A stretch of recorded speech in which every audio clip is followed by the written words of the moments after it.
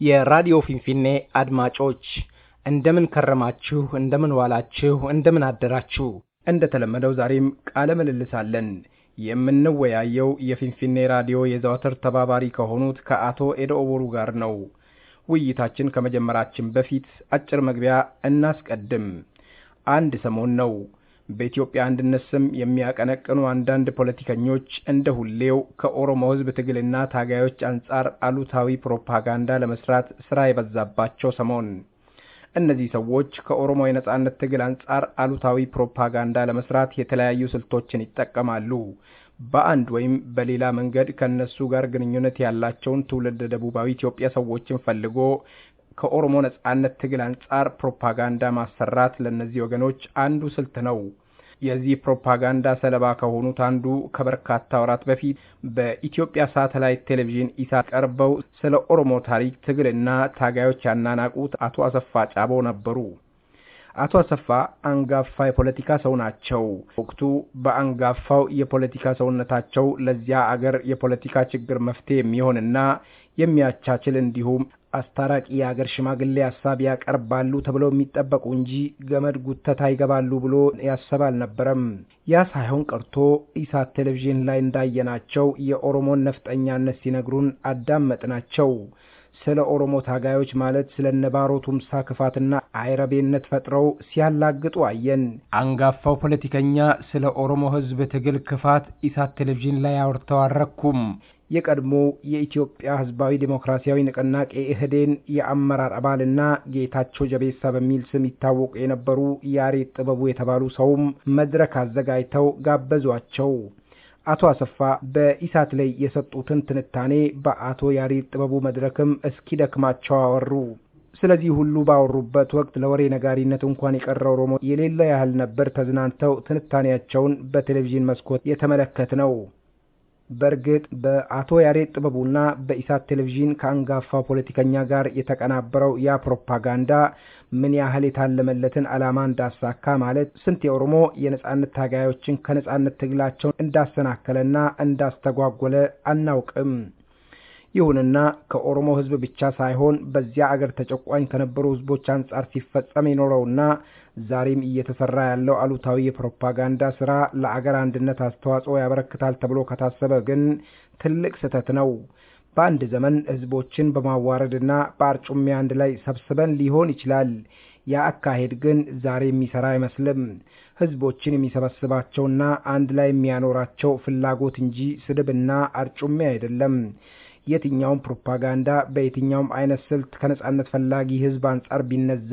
ለውጥ እንደማያመጣ በተግባር ታይቷል እየታየም ነው ኤርትራውያን አገራቸውን ገንጥለው የሄዱት ኢትዮጵያዊ መሆን ስላልፈለጉ አይመስልንም ኢትዮጵያዊ የመሆንን ነጻ ምርጫ መነፈጋቸው ግን ነጻዋን ኤርትራ በመፍጠር ረገድ ትልቅ ሚና ተጫውቷል ይሁንና እነዚህ ወንድሞቻችን ዛሬም ኤርትራን ካሳጣቸው ስራ ውጪ እየሰሩ አይደለም አሁን ባሉበት ፖለቲካቸው ከቀጠሉ ነገም ሌላ ቀን ሊሆን ይችላል እንደዚህ ስንል ግን ቀልድ መስሏቸው ሊስቁ ይችላሉ በርግጥ ዛሬ ከሩብ ክፍለ ዘመን የኤርትራ ነጻነት በኋላም የኤርትራ ነጻነት ራሱ ቀልድ እየመሰላቸው የሚስቁ ብዙ ናቸው የሆነ ሆኖ ማን ያውራ የነበረ ማን ያርዳ የቀበረ ነውና ኢሳት ቴሌቪዥንና አቶ ያሬድ ጥበቡ በጓሯቸው አቀናብረው በሳሎናቸው ያሳዩን ፕሮፓጋንዳ ላይ ነበር አቶ ኤደኦ ቦሩ በዚሁ በራዲዮ ፊንፊኔ ቀርበው መልስ የሰጡት ከላይ እንዳልነው አቶ ኤደኦ ቦሩ ዛሬም ከራዲዮ ፊንፊኔ ጋር ናቸው የአንድ ሀገር ታሪክ የበጎና የመጥፎ ሁነቶች ድምር ውጤት ነው እናም ከአቶ ኤደኦ ጋር ስለ ኢትዮጵያና ስለሚጮህለት ኢትዮጵያዊነት እንፈትሻለን ሲነገርና ሲነገረን የኖረው ወርቅ የኢትዮጵያ ታሪክ ውስጥ ገጾቹ ሲገለበጡ የሚነበበውን ማለት በህዝቦች በተለይም እንደ ህዝብም እንደ ግለሰብም በኦሮሞ ህዝብ ላይ የደረሰውን ግፍ አቶ ኤደኦ ከታሪክ መዛግብት ካነበቡትና በእድሜያቸው ደርሰው ከሚያስታውሱት ይነግሩናልና ተከታተሉን አድማጮቻችን ኢትዮጵያ ለረጅም ዘመናት የኖረች ሀገር ሲባል ሁሌ እንሰማለን ከነበረውና ዛሬ ካለው ተጨባጭ ሁኔታ ኢትዮጵያ የህዝቦቿ ሆና ታውቃለች ወይ ብለን ለጠየቅናቸው አቶ ኤደኦ የሰጡንን መልስ ከሚቀጥለው ሙዚቃ በኋላ እንመለስበታለን ሙሉ ዝግጅቱንም እንድትከታተሉ ተጋብዛችኋል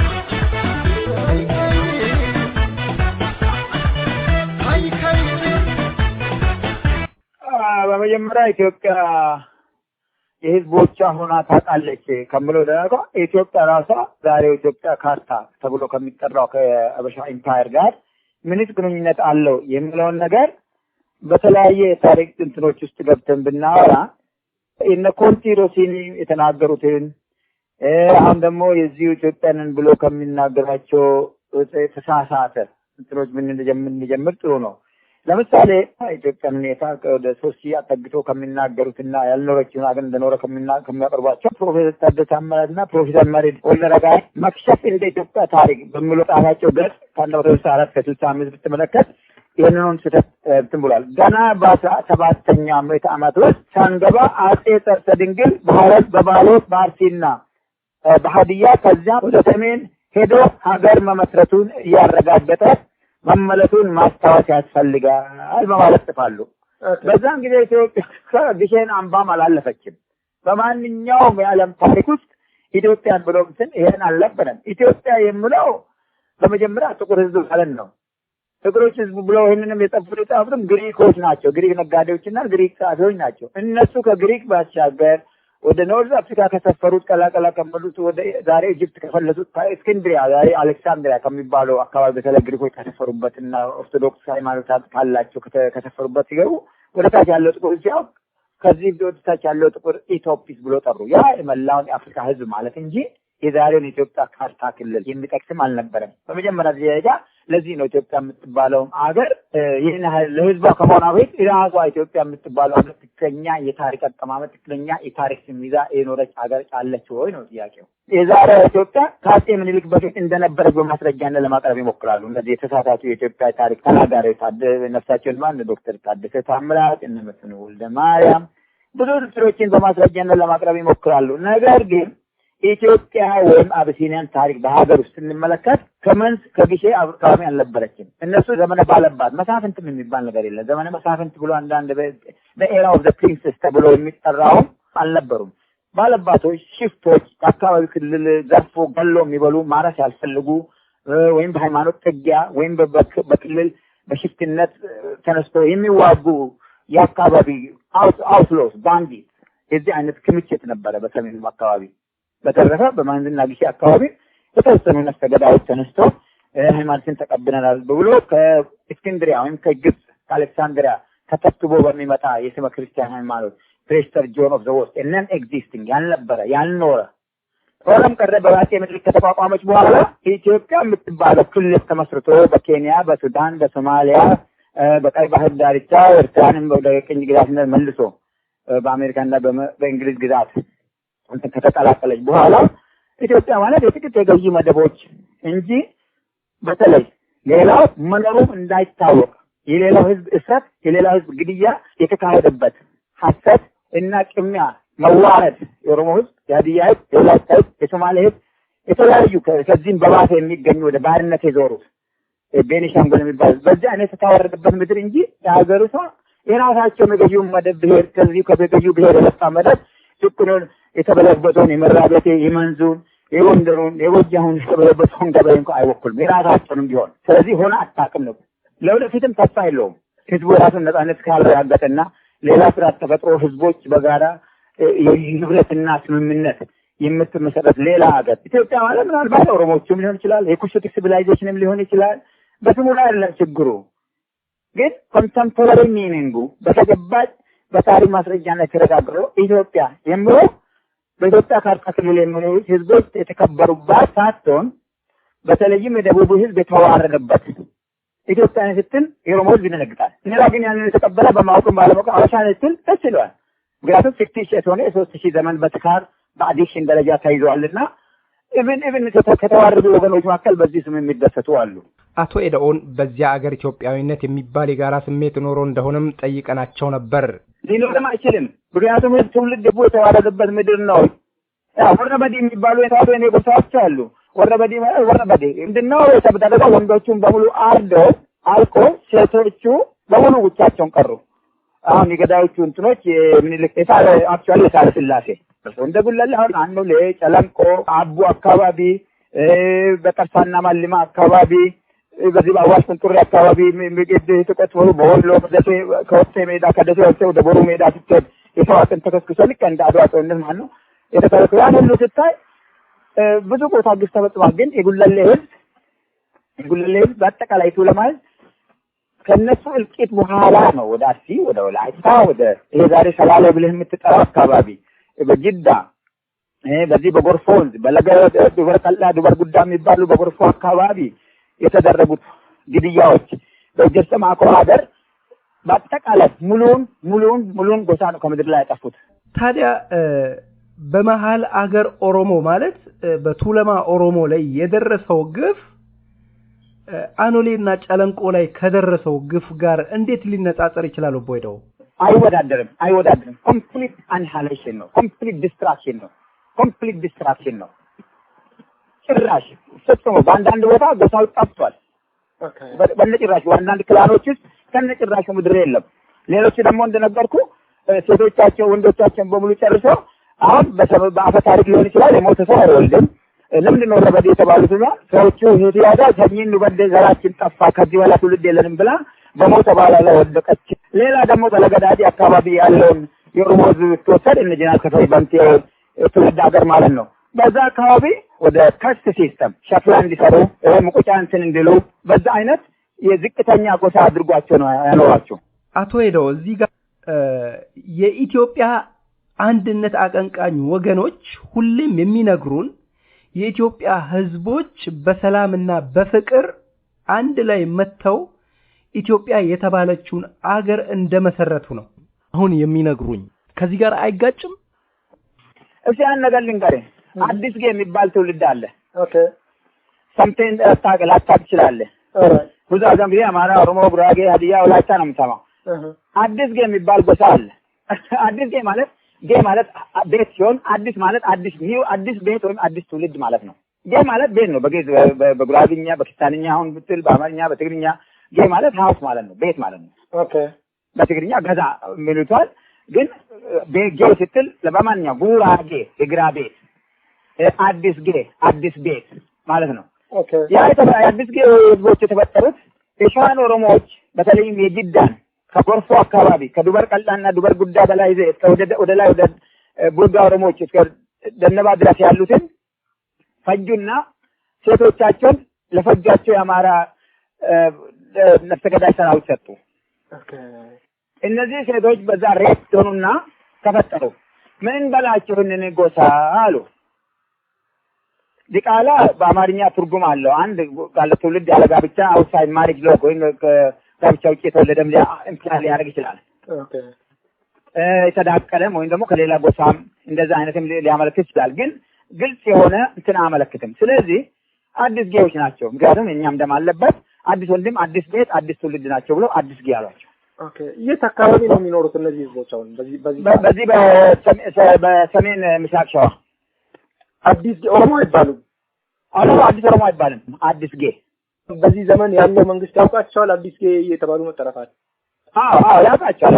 ዝም ብሎ በአማራ ደምሷቸው ይዟቸዋል። አንድ ላይ ጨፍልቋቸው አዲስ ጌ የሚባለው ተራ ነው የባርነትና የሼም እንትን ስለሆነ አዲስ ጌ ብሎ አዲስ ጌ ብሔረሰብ አሏቸውም። ግን በአማራ ክልል የአማርኛ ስለምናገሩ ወደ አማራ ጨፍልቋቸዋል። በብዛት የሸንኮራ ዘመን የነበረበት ጊዜ ከመንግስቱ ነዋይ መፈንቅለ መንግስት ምክንያት ሸንኮራዎች ወደ ታች ወረዱ።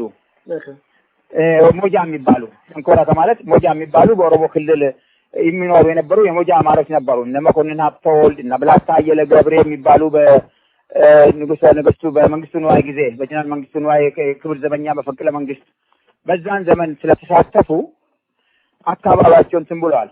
እነ ደጃዝማች ክፍሌ ዳዲ እናትም ከዛ ከሞጃ ወገን ናቸው። ኦኬ እነዛ ዘሮችን በዛ በመንግስቱ ነዋይ እንትኑ ስለተሳተፉ በኢትዮጵያ ውስጥ የነበረው ኮር ስቴት እና ሮያልቲን የፈጠሩት ጥቁር ልብስ ለብሳቸው ሞጃ ሲባል ራሳቸው ትንሽ ቀላቀላ የሚላለው ጥቁር ልብስ ይለብሳሉ። ሁልጊዜ እንዳለን ጥቁር ልብስ በኢትዮጵያ ሌላ ከባህል ሰው ሲሞትበት ነው የሚለብሰው። ሞጃዎች ግን እንደ ባህል የሮያል አይዴንቲቲ ሪች አይዴንቲቲ እንደ ሩሊንግ ክላስ አይዴንቲቲ ፈጥሮ ማንኛውም ሞጃ ጥቁር ይለብሳል።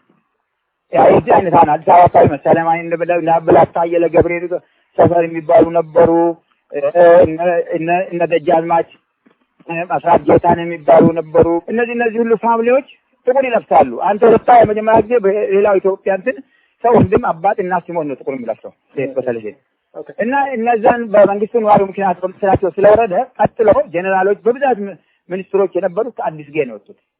አንድ ደግሞ ሌላ ባረደንበል አካባቢ የሚሉት ጂሌዎችን በረድሊ ጂሌ ለምን አላችሁ የጂሌ ድል ዘመን ብላችሁ የምትጠሩት ለምንድን ነው ብለህ ብትጠይቃቸው ሙሉ በሙሉ ጫካ ገብተው በከብት ተደብቀው በላዳ በገደል ገብተው ከተረፉት በስተቀር በአጠቃላይ ግድያ ነው የተሰራባቸው በራስ ዳርጌ። ይህ ዛሬ ኢትዮጵያ ክልል የሚለው ነገር የጥቁር ፋሽዝም የተመሰረተበት ምድር ነው። ከሳህለ ስላሴ መንግስት ጀምሮ በጣም ካኒባሊዝም የተፈጠረበት ምድር ነው። የሚያሳፍር ነው። ኢትዮጵያ ምለው ነገር ከመጥፎ ነገር ላይ ይችላል። you don't have to look at that innocent meaning ጋላ ከ13ኛው መቶ ዓመት ፈልሶ ከውሃ ውስጥ ወጣ ነለታባሪ የሚናገሩት አገር የሌላቸው ባለመት ትርጉሙ አረመኔ ጨካኝ ታሪክ አገር የሌለው ፈላሽ ማለት ነው። ያ ደግሞ ጋላ ብሎ የምጠሩት ብቻን ሳይሆን በአጠቃላይ ፈላሻውን ቅማንቱን ህዝብ እንደዛ ነው የሚሉት። አጎን ህዝብ እንደዛ ነው የሚሉት። የሀዲያውን ህዝብ የከምባል ፈጽሞ ከአማራ ብዙ መደበስ ተቀር ያን ሁሉ ከብድር የለም ለማለት አይደለም። ጥያቄው አማራ ሁሉም በዳይ ነው ለማለት አይደለም። ተላላቂ አማራ የሰብአዊ መብት ተከራካሪዎች ነበሩ። አፈንጉስ ተሾመ ወልደ ኃይለ ማርያም የመጫል ቱለማ ተከሳሾችን ያለ ፍርድ ገምድ እንዳይታሰብባቸው ጠቅላይ አቃቤ ህግ ሆነው ያም የተከራከሩ ናቸው።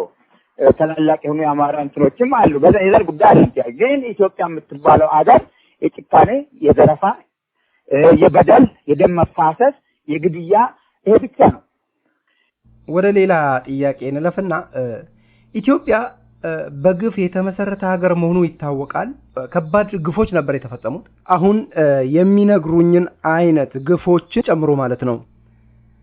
ነገር ግን በዚያ ሀገር ግፎች የነበሩ መሆናቸውን የሚክዱ ወገኖች አሉ።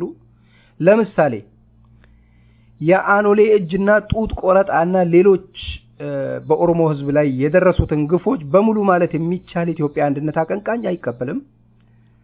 በሚኒሊክ በወላይታዎች ላይ የደረሰውን ፍጅት የሚያነሳ የለም። ተቀብሮ እንዲቀር ይፈልጋል።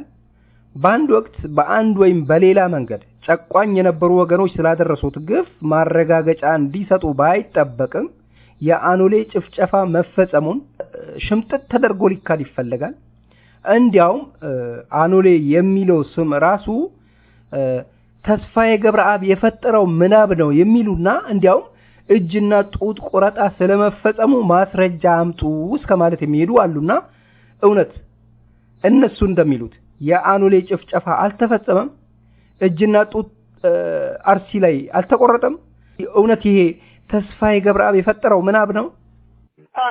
እና የአኖሌን የእጅና የጡት ቆረጣ ሁሉም የኢትዮጵያ ምሁራንም ቢሆኑ በልባቸው ያውቁታል።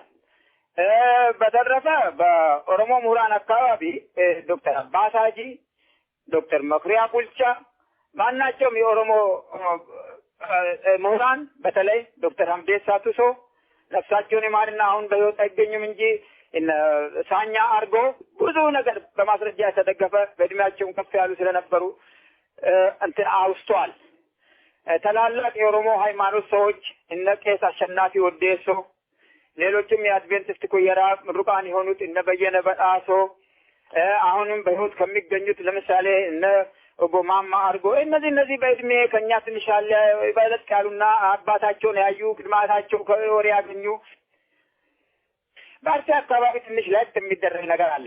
ከቱለማ ኦሮሞ፣ ከወለጋ፣ ከጅማ፣ ከኢሉባቦር አርሲ ብለጥ የሚያደርገው ነገር ማታ ከብቶች ከታለቡ በኋላ በተለይ ወንድ ልጆቻቸውን ይጥሩና ታሪክ ያስተምራሉ። ለዚህ ነው የአርሲ ህዝብ ኦራል ሂስቶሪያንስ ናቸው ተብሎ ይገመታል። እዚህ ጋር ላቋርጦትና አርሲ አንዱ የኦሮሞ ግንድ ነው።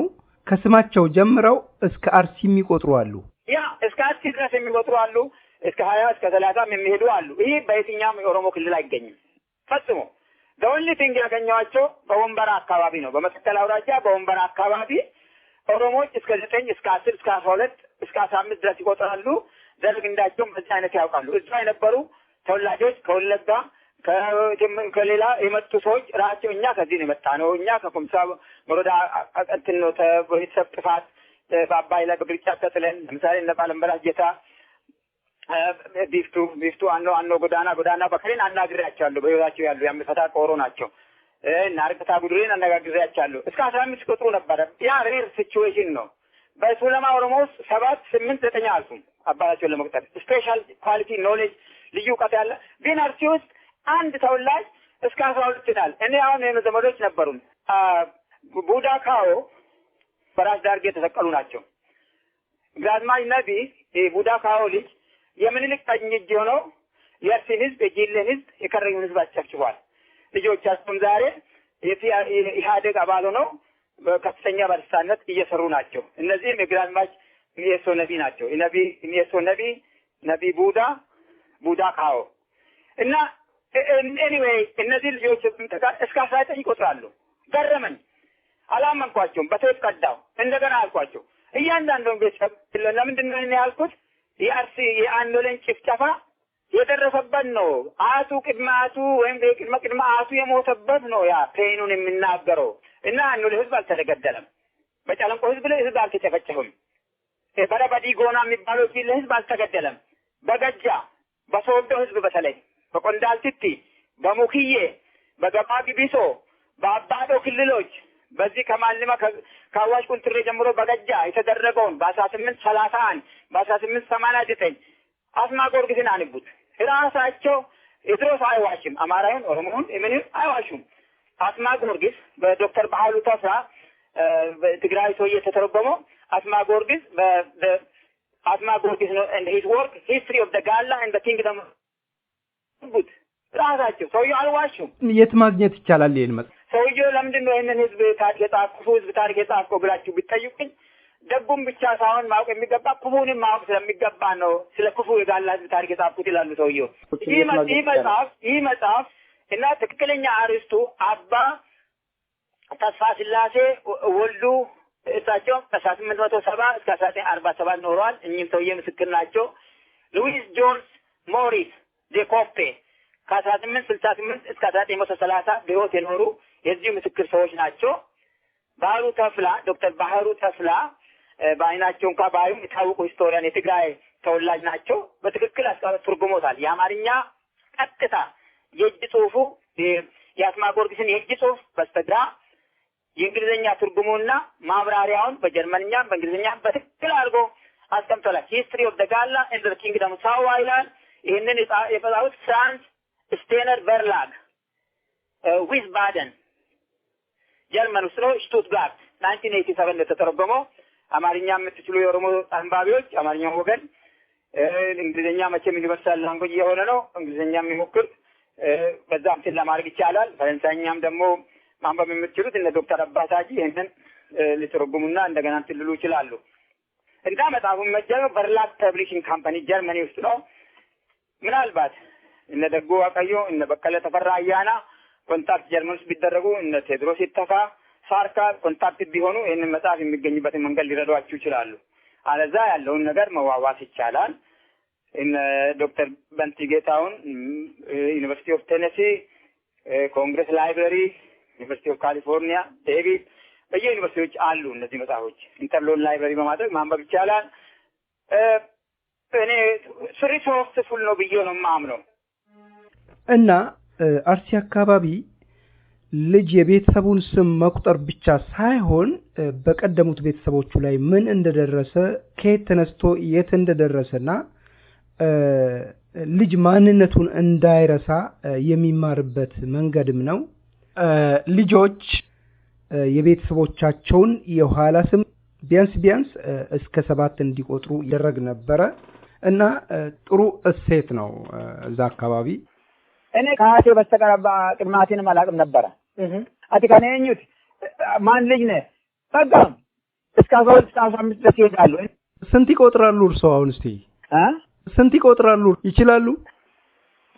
አሁን አስረኛውን አገኘሁኝ ካጎቴ ከበዳሶ በኮርጆ በዳሶ የሚባል አሁን ሊሉልኝ ይችላሉ? አሁን ይችላሉ። መዳ ቦሩ ዶሪ ደንበል ደዶታ ኦፍሴ አሙማ ዲኮ ባይሬ አባይሬ ጃተኒ ወንማን ጃተኒ ጅሎ 10 አደረሱት? እንደምን አደረሱት። ከኮርጂ በራሶ ነው ከአባቴ ታላቅ ወንድም ልጅ አጎት ማለት እድሜው አሁን ወደ 75 ከሱ ነው ያገኘሁት። ሌላው ታላቅ ወንድሜ ደጋጋ ያውቃል። ጁፋር እስከ 10 ይቆጥራል። እንግዲህ በተረፈ አርሲ አካባቢ ልዩ ያንዶሌ ጉዳይ ያልከው ነገር ወደዛ ምንመለስና የአርሲ አፈ ታሪክና ምንድነው የሚነሳው? የተጻፈ ታሪክ የለም ነው የሚሉት። የተጻፈ ታሪክ አልነበረም እና ያልተፈጸመ አይነት ነገር ነው። የተጻፈ ሁሉ የተፈጸመ ታሪክ ነው ሊሆን ይችላል። ያልተጻፈ ሁሉ ግን ያልተፈጸመ ነው ማለት አይደለም። ነው ሪፈረንስ ማተር የሚል አንድ መጽሐፍ አንብስቲ አዜፍን የህዝቦች ታሪክ በባህሪያ ስርዓት በተገነቡ ግንቦች የህዝብ ታሪክ አይደል? ከታሪክ በፊት ህዝብ ነበረ። ከተጻፈም ታሪክ በፊት ሪትን ሂስትሪም በፊት የህዝቦች ነበሩ፣ ታሪክ ነበራቸው ይላል። ሪፈረንስ አዜፍ ሪፈረንስ ማተር ይላል አንድ መጽሐፍ። በጣም እንትን ነው ይሄ የህዝብን ታሪክ ድና የሚያደርጉት አንዳንድ ህዝቦች ታሪክ እንደሌላቸው የሌላውን ህዝብ በባርነት ህንጻና ድንጋይ በማስቀመጥ ኢጂፕሽያን ሲቪል እንትን እያሉ ይሄ ህንጻ እንትን ሩባሳት ምንሎት እንትን ኦበሊስክ እንትን ተሰራ ድንጋይ እንትን ተባለ እየተባሉ የሚወራው ብቻ የታሪክ ባለቤት ሆኖ በጽሁፍ ያስከፈረው ህዝብ ታሪክ in the first place it was for a long time አይደለም እኮ ያጤ ምን ቅርብ ነው። I witness some of them have witnessed it. Some of them the lost their grandfather. በ19ኛው ክፍለ ዘመን የሆነ ታሪክ እኮ ነው። Exactly in the 19th century.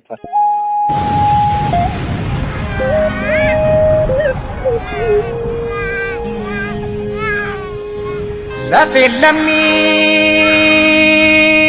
wanko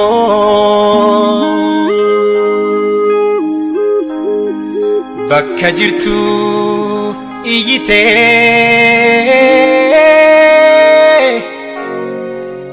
lamuti ninarratti